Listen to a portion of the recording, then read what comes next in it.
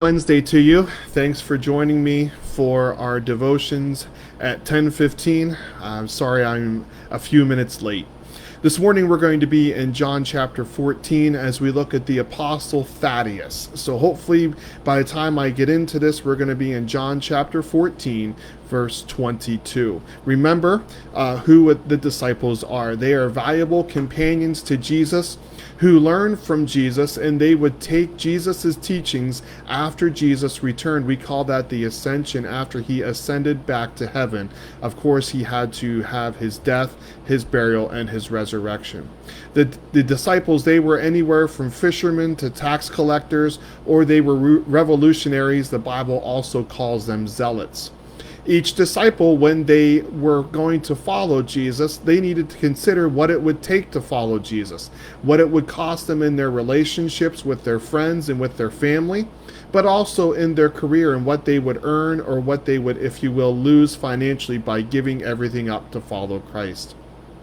The disciple, he must be willing to serve others and not be served by others. And then finally, a disciple and apostle, they're the same person, just based upon when we talk about them. Remember, an apostle has seen the risen Christ and was with Jesus from his baptism to his ascension. That's found in Acts chapter 1, verse 21. So by now, hopefully you are in John 14, verse 22. We're talking about Thaddaeus. He is also known as Jude, or Judas, the son of James. Now, as we are introduced to him, we want to remember that quiet leaders, they are still leaders, and leaders that have a task to finish. And just because someone's not vocal does not mean they're not important. And this is going to be a good reminder for us again this morning, as yesterday we looked at James the Less, or James the son of Alphaeus. We're going to have that same struggle this morning, trying to find content, because Thaddaeus was not that real outgoing, boisterous leader, but he still was one of the 12. So what do we know about Thaddaeus? Well, we know his name is Jude, and he's also Judas, the son of James. But this is a different Judas than Judas, the one that betrayed Jesus. All right, so make sure you don't get those confused. Who was Thaddaeus? His father was James, according to Luke chapter 6. Thaddaeus' name means beloved, or dear to the heart, or praise. Also, Thaddaeus, he was present at the Last Supper. What do we know about Thaddaeus as far as church tradition? Well, we believe that he belonged to the group of revolutionaries, the Zealots. Remember, we talked about who the disciples were? We think that Thaddaeus was a zealot. We are unsure if he wrote the book of Jude. Some say he did, some say he didn't, but church tradition says maybe. And then finally, we believe that he went on missionary journeys. You see how we're struggling to find some things about him? He was the quiet leader, but he still had a lot to do. He was part of the 12 mentioned in Matthew chapter 10. That was what I encouraged you to read yesterday.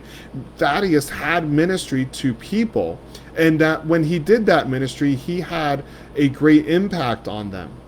So what was his personality? What was Thaddaeus' personality? Well, he was curious and he was confused. When you leave me today, I want you to read John chapter 14, verse 22. See, Thaddaeus was saying, Lord, why are you going to reveal yourself to us and not the world at large? So Thaddaeus was curious, he was pondering, he was beginning to try to figure out what Jesus' message was. But he was also confused. And that brings me comfort that sometimes I read the Bible and I go, this doesn't make sense, and I'm confused. And it makes me ask questions. Some of the questions I can get answers to. Some of the questions I won't get the answers to this side of heaven. But Thaddaeus, he was a person of curiosity and also a person of confusion. What's the key lesson that we can learn from Thaddaeus? Well, the lesson that we can learn is Jesus helps people understand the truth when you spend time with Jesus. You see, sometimes we read the Bible and it doesn't make sense. You read it and it doesn't make sense to you. I read it and it doesn't make sense to me. That's why we study. That's why I study. So I can understand what God is trying to tell us and have that knowledge and then have it applied to our lives today. Same thing with Thaddaeus. When you spend time with Jesus, you begin to understand the truth. The more time you spend with Jesus, the more time you spend reading his word, the more you're going to understand.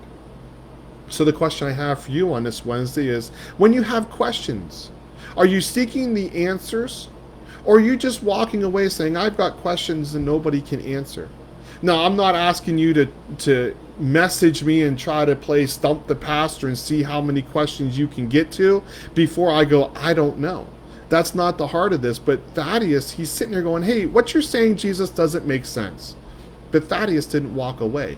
He continued to follow Christ, looking for the answers. I would continue to encourage you to do the same. You have questions about God's Word, you have questions about the Bible, you have questions about Jesus. Don't walk away with questions. Walk away finding the answers, and the answers are found in God's Word.